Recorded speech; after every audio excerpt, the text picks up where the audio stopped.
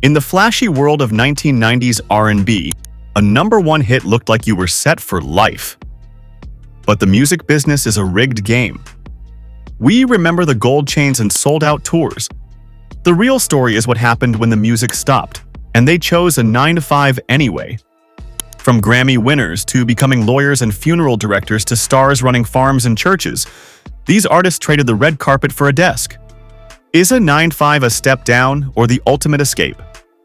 Here are 12 black musicians who chose it, and #1 will floor you. Number 12. Mase. If you were alive in 1997, you know Feel So Good and What You Want came out of every speaker in America. Mase, born Mason. Betha in Harlem. Came through on Bad Boy Records and instantly became one of the smoothest voices in hip-hop. He sold millions of records and was a legitimate star at a time when Bad Boy ran the whole music industry. And then, in 1999, at the actual height of his career, he shocked the world by quitting music entirely to become a pastor. He walked away from all of it to go preach. He came back to rap a few times, but the recording studio never stayed as his main focus for long. What Mase found his real second wind in was sports media. He and fellow Harlem rapper Cameron launched a sports talk podcast called It Is What It Is in 2023, alongside co-host Treasure Stat Baby Wilson, and the show blew up fast. They mix barbershop energy with sharp sports commentary and interview NBA and NFL stars daily. The show got nominated for a Webby Award for Best Sports Podcast, and in August 2023, less than a year after it launched, the duo signed a deal reportedly worth 8 figures with the sports platform Underdog Fantasy. They then started building out their own media network around the podcast. And from Can't Nobody Hold Me Down to holding down a sports media empire, that is a career arc nobody had on their bingo card. And if going from a rap career to a microphone in a sports studio feels like a smooth transition, the man at number 11 went from rap to something that could not be more different if he tried. Number 11. Shyne. Here is what you never expected to see or read anywhere. A rapper from Bad Boy Records became one of the most powerful politicians in Central America. Yes, we are talking about Moses Barrow, who's known to the world as Shyne. He signed to Puff Daddy's label as a teenager and was one of the most promising young rappers of the late 1990s. His debut album debuted at number 3 on the Billboard 200. And his deep voice and street-level lyricism had him on a path to serious music stardom. But in December 1999, he was part of a nightclub shooting incident involving Diddy and Jennifer Lopez, and Shyne ended up convicted and sentenced to 10 years in prison while Combs walked free. He served every day of that sentence, and when he got out in 2009, the US government deported him back to his birth country of Belize. And what happened next is the kind of story that gets made into a Hulu documentary, which, by the way, it did. Shyne reconnected with his father, who happened to be Dean Barrow, the first black prime minister of Belize. And rather than being bitter about what happened to his music career, Shyne threw himself into public service. In the 2020 general election, he was voted into the Belizean House of Representatives. Less than a year later, he was appointed leader of the opposition and head of the United Democratic Party. A man who used to rap about the streets of Brooklyn was now standing in parliament, leading the political opposition of an entire country. Members of the Belizean House of Representatives earn a base salary of $37,800 a year. That is not rap money, but Shyne shows up, does the work, and fights for his constituents like a man who means it. In November 2024, Hulu released The Honorable Shyne, a full documentary about his life. He may have lost his most recent re-election bid in 2025, but the fact that a bad boy rapper ever got to that position at all is genuinely one of the wildest career stories in music history. While Shyne went from rap to parliament, the man at number 10 went from rap to something even more shocking and precise. Number 10. Chamillionaire. Ridin' by Chamillionaire and Crazy Bones sat at number 1 on the Billboard Hot 100 in 2006 and won the Grammy for Best Rap Solo Performance. This Houston rapper had a platinum album, a Grammy, and the whole industry paying attention to him. Most artists would have spent the years after that trying to stay hot on the charts. But Chamillionaire? He did something else entirely. He started learning about technology. While other artists were buying chains and cars, Chamillionaire was attending tech conferences and sitting in rooms full of investors trying to understand how startup companies were funded and valued. In 2009, he made an early investment in a digital video network called Maker Studios. In 2014, Disney acquired Maker Studios for an initial $500 million, rising to nearly $675 million with performance bonuses. That early check Chamillionaire wrote turned into a very large return. He then invested in Cruise Automation, a self-driving car startup during its early stages, and General Motors bought it for over $1 billion in 2016. He put money into Lyft, Ring, and other companies that either went public or got acquired for massive sums. In 2015, Chamillionaire became the entrepreneur in residence at Upfront Ventures, one of the largest early-stage venture capital firms in Los Angeles. He later founded his own tech company, Canvas, and launched a pitch competition to fund startups by underrepresented founders. By some estimates, his net worth today is around $50 million. The majority of it was built through tech investing, not music royalties. The rapper who told the world the police couldn't touch him turned out to be untouchable in an entirely different industry. Now we see that Chamillionaire made his move quietly in Silicon Valley, but the person on our list traded the stage for a courtroom and a morgue at the same time. Number 9. Kelis. When the song Milkshake hit number 3 on the Billboard Hot 100 in 2003, it made Kelis Rogers a global name.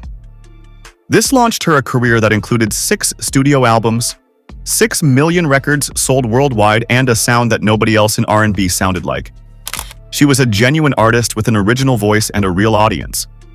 And then one day, because of how her contract with music producers Pharrell Williams and Chad Hugo was structured, Kelis reportedly received no back-end royalties at all from Tasty, the album that had her biggest hit on it.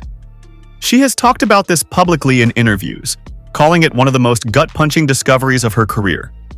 The record that changed her life made everyone money except her. So Kelis did something very few artists ever choose. She enrolled at Le Cordon Bleu in Paris and trained as a professional chef. Not for a side project, but for a real career. Kelis graduated as a saucier and got to work. She launched a sauce and lifestyle brand called Bounty and Full, released a cookbook called My Life on a Plate, and spent years appearing on cooking shows as a culinary professional. She sold her $1 million home in Glendale, California, and bought a farm to grow her own food. Kelis found her peace in the kitchen, but our next artist found his peace in the pews after a financial storm that would have broken most people. Number 8. Montell Jordan. When This Is How We Do It spent 7 consecutive weeks at number 1 on the Billboard Hot 100 in 1995, Montell Jordan became one of the most recognizable voices in R&B overnight. His album went platinum. He wrote and produced Sisqó's number 1 hit Incomplete and Deborah Cox's massive single Nobody's Supposed to Be Here. For a few years, he was a genuine star and a behind-the-scenes force in the industry at the same time. By any measure, his career was a success, but then Jordan filed for bankruptcy in 2004. Then in 2012, the IRS showed up with a $617,000 tax bill for income he earned between 1999 and 2001. He told reporters he had already paid those taxes by selling his entire music catalog years earlier, but the money was still legally tied up in the 2004 bankruptcy case and hadn't been cleared. So he lost his whole catalog and still had to fight the debt. That is a special kind of financial nightmare.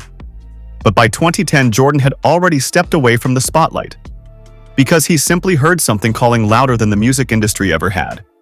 He ended up volunteering at Victory World Church in Norcross, Georgia. He was working in the children's ministry changing diapers, helping in the nursery when a worship minister heard him singing one day and offered him a paid staff position on the spot. He became the executive worship pastor of the church and spent years leading Sunday services for thousands of people every week. Today, the man who gave a generation its party anthem now shows up every week to lead people in prayer and help couples work on their marriages. That is a real job, with real hours, serving real people. But the woman at number 7 chose science, and she did it while still releasing music nobody even knew she was recording. Number 7. Monica. Monica is one of the most decorated R&B artists of her generation. She was the youngest female artist ever to have back-to-back #1 hits on the Billboard R&B chart, and she achieved that at just 14 years old. Her duet with Brandy, "The Boy Is Mine," spent 13 weeks at #1. She is one of the only artists in history to have #1 Billboard singles in 3 consecutive decades, which puts her alongside Michael Jackson and James Brown in terms of longevity.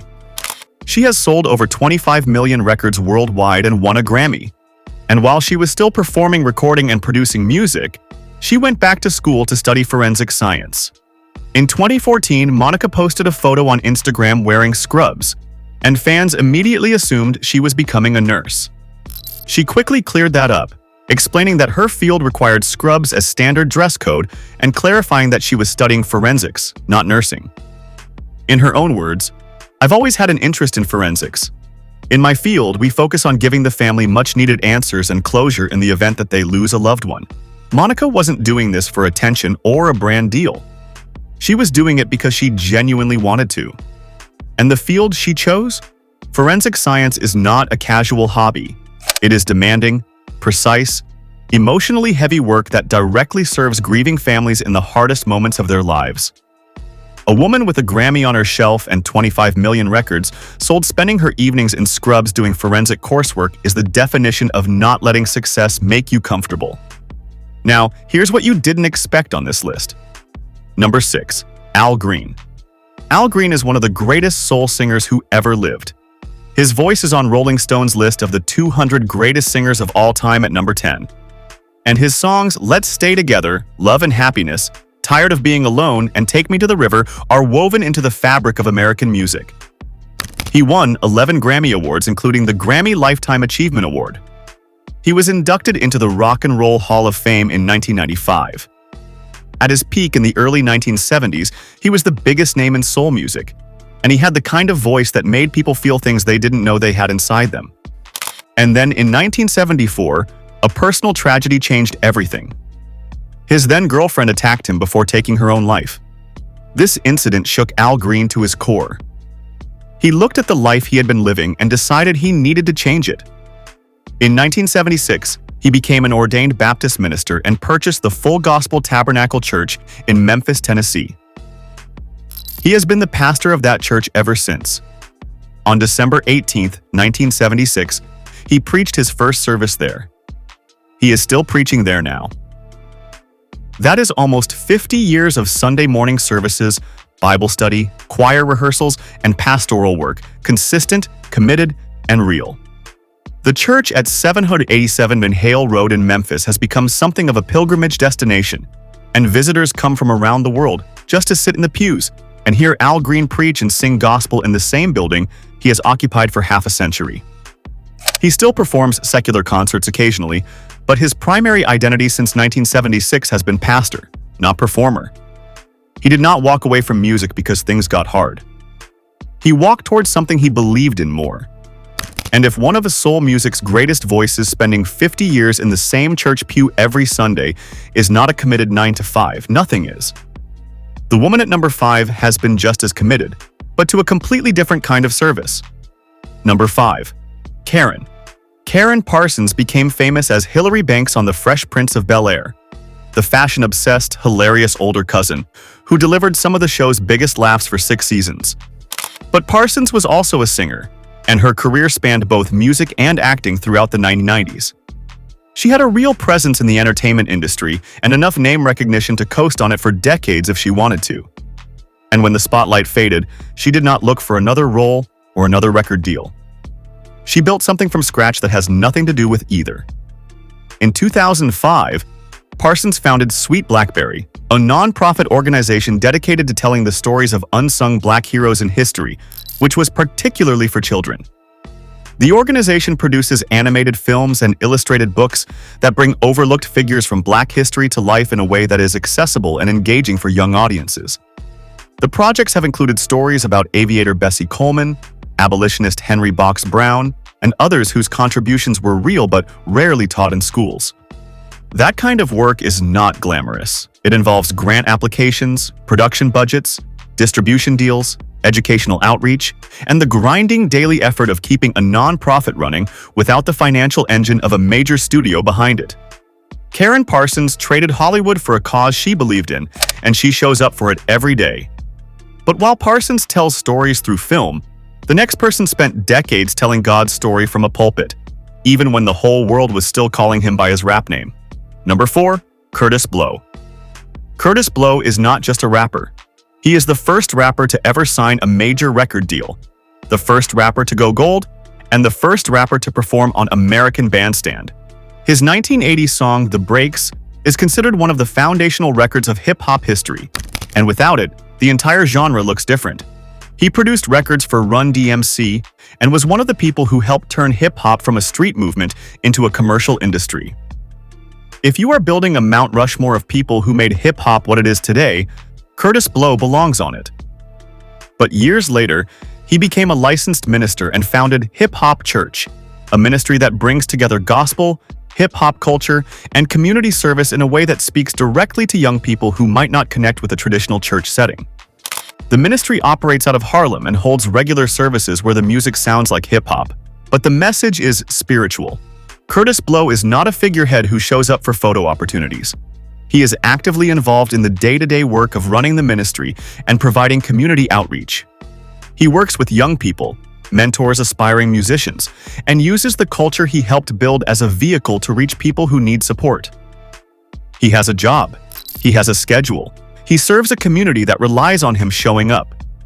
The man who broke ground for every rapper that came after him decided that the most important ground to break was in his own neighborhood, with his own people, in a room that doesn't require a record deal to get into.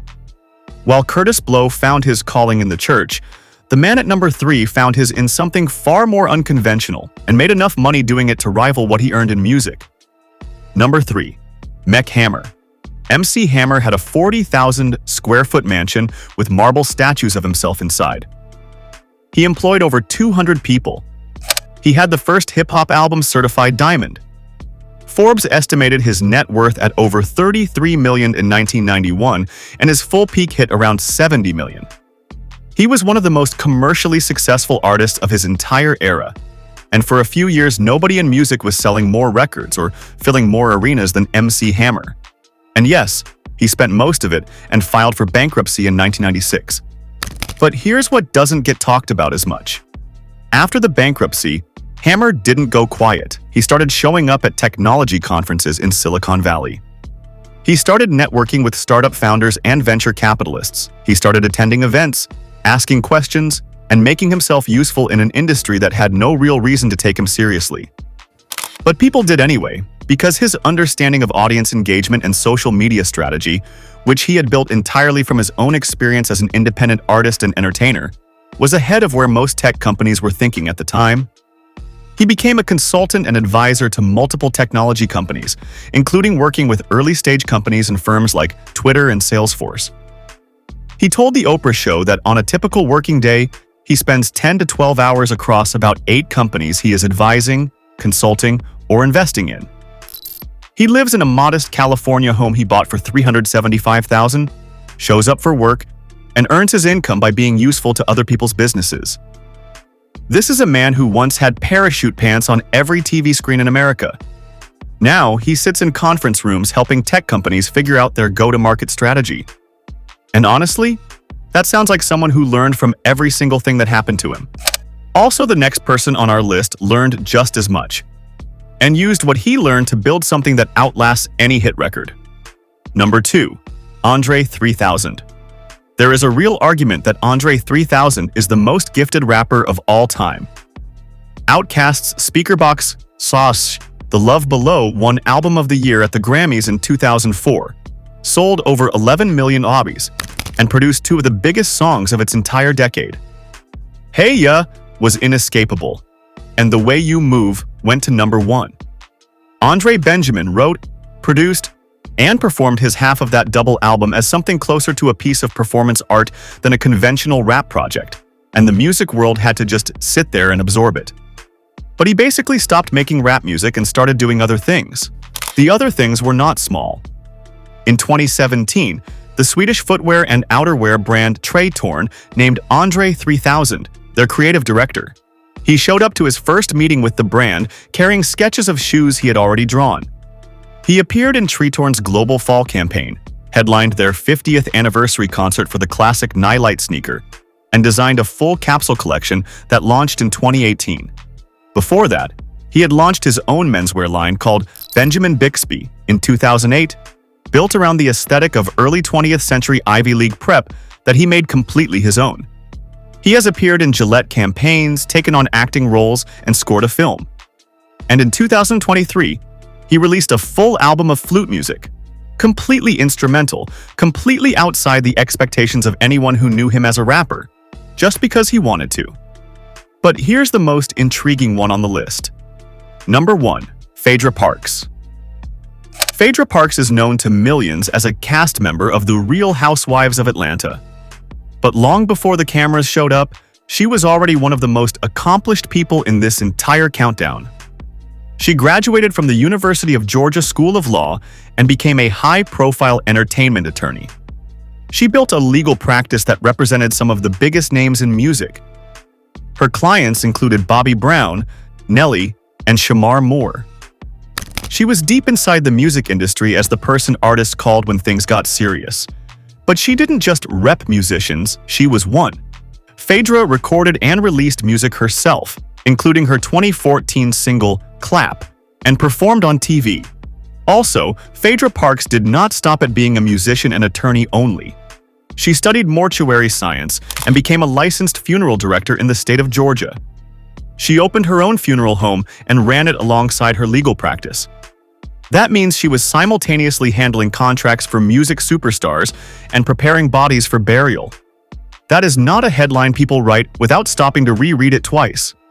She has spoken about the funeral business in interviews with genuine seriousness, explaining that she sees it as a service to families in their most vulnerable moments, and that both careers, law and mortuary science, require the same level of precision and care for the people who depend on you. The reason she sits at number 1 on this list is because Phaedra Parks did not choose one extraordinary second career. She chose two, simultaneously, while also being a public figure, a mother, and a TV personality. She earned her law degree, passed the bar, built a practice, enrolled in mortuary science courses, became licensed, and opened a funeral home. Every single one of those steps required real study, real exams, and real time investment that had nothing to do with fame. That is not a celebrity passion project. That is a person who takes the idea of professional work as seriously as anything else in their life, from the courtroom to the embalming table. Nobody else on this list comes close. It is a rare thing to build success in music and then go clock in somewhere else just because you want to. These 12 artists did exactly that, and every single one of them is better for it. Which of these career switches shocked you the most? Was it the forensics lab or the funeral home? Let me know in the comments below. If you enjoyed this deep dive, hit that subscribe button for more stories like this. Thanks for watching, and I'll see you in the next one.